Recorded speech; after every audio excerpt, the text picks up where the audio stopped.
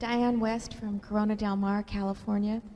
I know, Mr. Buffett, that you've said that you don't read what other people say about the market or the economy, but do either you or Charlie have an opinion about how you think things are going to go? Are you bullish or bearish? You may have trouble believing this, but Charlie and I never have an opinion about the market because it wouldn't be any good, and it might interfere with the opinions we have that are good.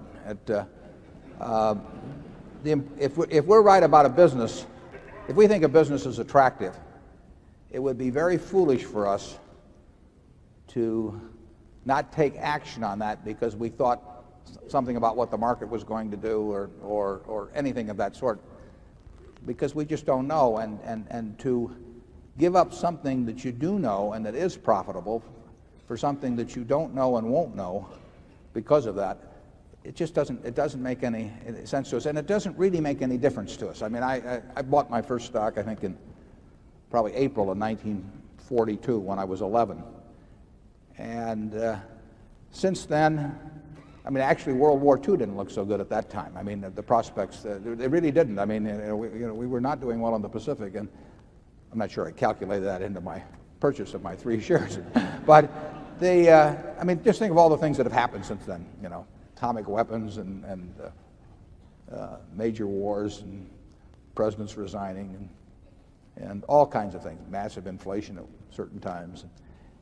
To give up what you're doing well because of guesses about what's going to happen in some macro way just doesn't make any sense to us. The best thing that can happen from Berkshire's standpoint, we don't wish this on anybody, but over time, is to have markets that go down a tremendous amount. I mean, we are going to be buyers of things over time. Now, if you're going to be buyers of groceries over time, you like grocery prices to go down. If you're going to be buying cars over time, you like car prices to go down. We buy businesses. We buy pieces of businesses, stocks. And we're going to be much better off if we can buy those things at an attractive price than if we can't. So we don't have any fear at all. I mean, what we fear is an irrational bull market that's sustained for some long period of time. You, as shareholders of Berkshire, unless you own your shares on borrowed money or are going to sell them in a very short period of time, are better off if stocks get cheaper, because it means that we can be doing more intelligent things on your behalf than would be the case otherwise. But we have no idea what and we wouldn't care what anybody thought about it. I mean, most of all ourselves. I mean, Charlie, do you have any? No, I think if you're agnostic about those macro factors and therefore devote all your time to thinking about the individual businesses and the individual opportunities, it's a way more efficient way to behave, at least with our particular talents and lacks thereof. If you're right about the businesses, you'll end up doing fine. We don't know, and we don't think about when something will happen. We think about what will happen. It's not so difficult to figure out what will happen.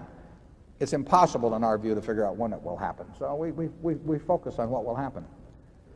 This company in 1890 or thereabouts, the whole company sold for $2,000. It's got a market value now of about 50-odd billion.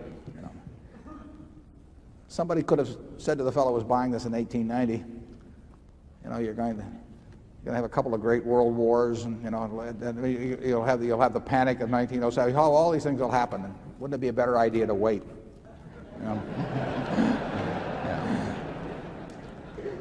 We can't afford that mistake, basically. Yeah. Zone 3.